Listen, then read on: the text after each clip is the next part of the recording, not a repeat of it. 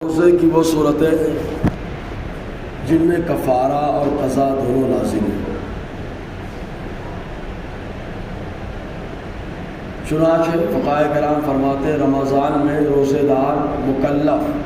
مکلف یعنی جو پاگل نہ ہو، عاقل بالغ آزاد مسلمان نے ادائے رمضان کی نیت سے روزہ رکھا اور کسی آدمی کے ساتھ جو قابل شہوت ہے اس کے ساتھ جماع کیا، انزال ہوا ہو یا نہیں، یا اس روزے دار کے ساتھ جماع کیا گیا، یا کوئی غذا یا دوا کھائی، یا پانی پیا، یا کوئی چیز لذت کے لیے کھائی یا پی، یا کوئی ایسا کام کیا جس سے افطار کا گمان نہ ہوتا ہو، اور اس نے گمان کر لیا کہ روزہ ٹوٹ گیا، پھر جان بوجھ کر کھا لیا، مثلا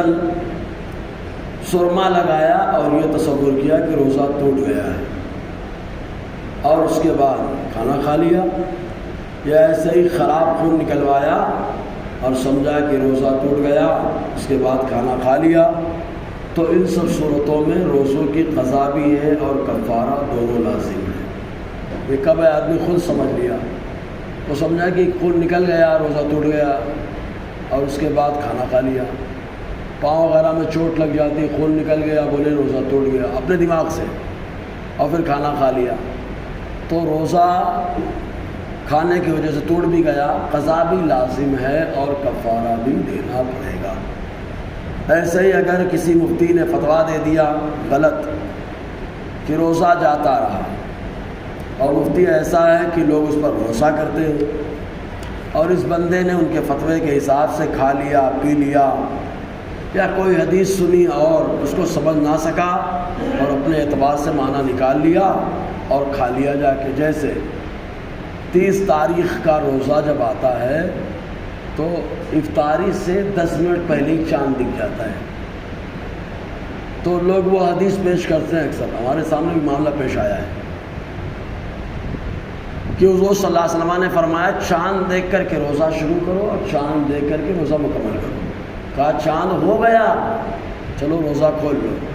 وہ زبردستی حدیث سن لیے، حدیث کا غلط مطلب نکال لیے، اور جا کر کے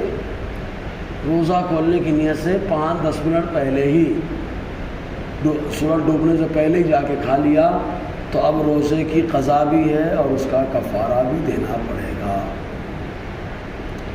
قرآن میں اللہ تعالیٰ فرماتا اَتِمُّ الصِّيَامَ إِلَى اللَّيْلِ، رات تک روزہ رکھو،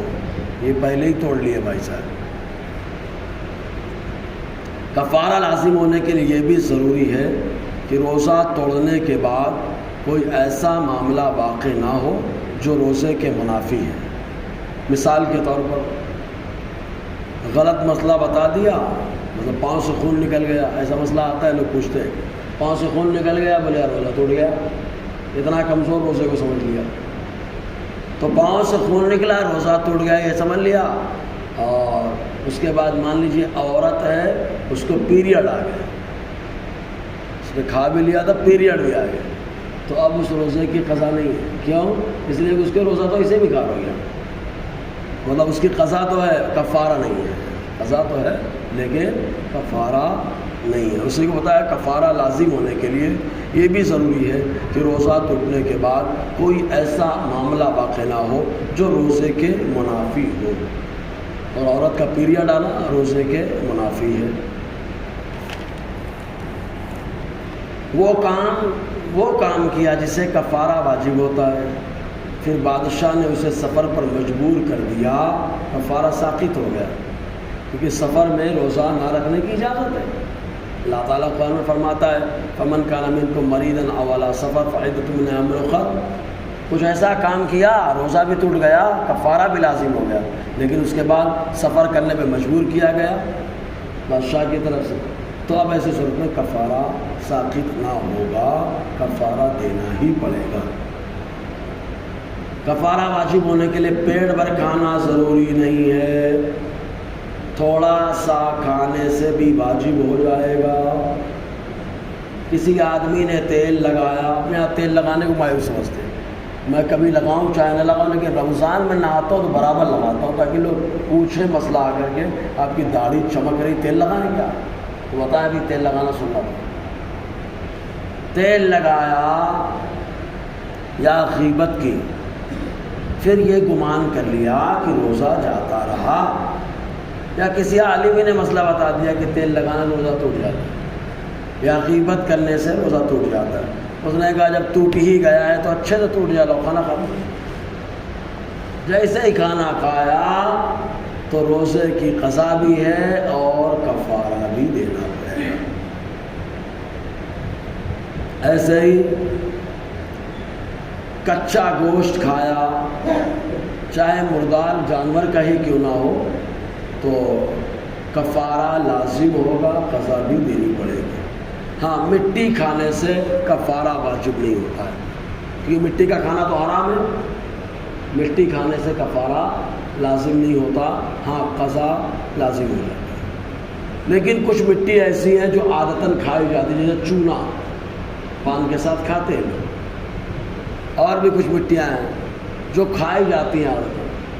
تو جو مٹی عادت کے طور پر کھائی جاتی ہے اگر اس کو کھایا تو کفارہ لازم ہو گیا، قضا بھی دینی پڑے گی، اور قضا کے ساتھ ساتھ کفارہ بھی لازم ہو جائے گا۔ چنے کی پتیاں بھی کھائی جاتی ہیں، کچھ درخت ہیں جن کی پتیاں کھائی جاتی ہیں، تو چنے کا ساگ بولتے ہیں اس کو، چنے کا ساگ کھایا تو بھی قضا بھی لازم ہے اور کفارہ بھی دینا پڑے گا۔ ایسے ہی جن درختوں کے پتے کھائے جاتے ہیں ان کو کھایا تو قضا بھی لازم ہے، کفارہ بھی دینا پڑے گا۔ اور روزے کا کفارہ بڑا زبردست ہے۔ کسی آدمی نے مشک کھا لیا، زعفران کھا لیا، کافور کھایا، سرکہ کھایا، خربوزہ کھایا، تربوز، ککڑی، کھیرا وغیرہ کچھ بھی کھایا تو روزہ بھی گیا اور کفارہ بھی دینا پڑے گا۔